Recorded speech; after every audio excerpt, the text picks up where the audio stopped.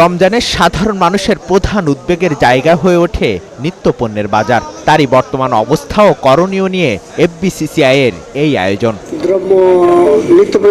অনুষ্ঠানে বিভিন্ন পর্যায়ের ব্যবসায়ীরা অভিযোগ করেন, বাজার সংকটের পেছনে বড় দায় রয়েছে তথাকথিত সিন্ডিকেটের, যার বিরুদ্ধে কঠোর হওয়ার কথা বলেন তারা।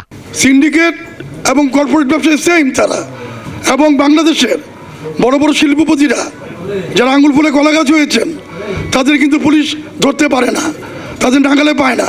নাগালে পায় কাদের? আমাদের এই ভাইদের। খেজুর থেকে শুরু করে আমরা যে সেক্টরে করতেছি পেঁয়াজ, ইনশাল্লাহ এবার সমস্যা হবে না। শুধুমাত্র লেবুটা একটু সংকট হতে পারে। ক্ষুদ্র দোকানদার বিক্রি করে তাকে 50,000 2 লাখ টাকা জরিমানা করেন, আর কোটি কোটি শত শত কোটি টাকা যারা লোপাট করে অন্যায়ভাবে আপনার নিয়ে যাচ্ছে তাদেরকে ধারে কাছেও যাওয়া হয় না। সেমিনারে বড় আমদানিকারক ও কর্পোরেট প্রতিনিধিরা জানান, দীর্ঘদিন ধরে নানা জটিলতার মুখে নিত্যপণ্যের আমদানি, যার পেছনে দোষ দেন নীতিগত জটিলতা ও ডলার সংকটকে। তবে আশ্বস্ত করেন সরবরাহ নিয়ে। কেন বাড়ে কেমন কমবে, কারণ আন্তর্জাতিক বাজারে ট্রাম্প একটা টুইট দিল, এতেই অনেক বেড়ে যায়। মূল্যের আলহামদুলিল্লাহ কোনো সমস্যা হবে না, যথেষ্ট পরিমাণে পাইপলাইনে আছে, অলরেডি চলে আসছে। মানে এইখানে এমন না যে পোর্টের সমস্যা।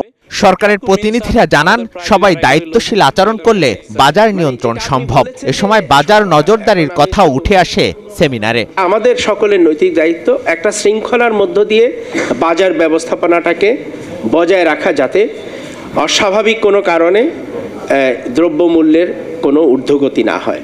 অসাধু উপায়ে কৃত্রিম সংকট তৈরি না করে সরবরাহ পরিস্থিতি স্বাভাবিক রাখার জন্য অনুরোধ করছি, এবং যৌক্তিক লাভে পণ্য বিক্রয় করুন, যাতে ভোক্তারা ন্যায্য মূল্যে পণ্য পায়। বন্দর জটিলতার মধ্যেও সরবরাহ স্বাভাবিক আছে বলেও জানান ব্যবসায়ীরা। পেঁয়াজের জাজ বেড়েছে, মিসবাহ হাসান, ৭১, ঢাকা। গত বছর আর এই বছর যেহেতু সিজন চলতেছে।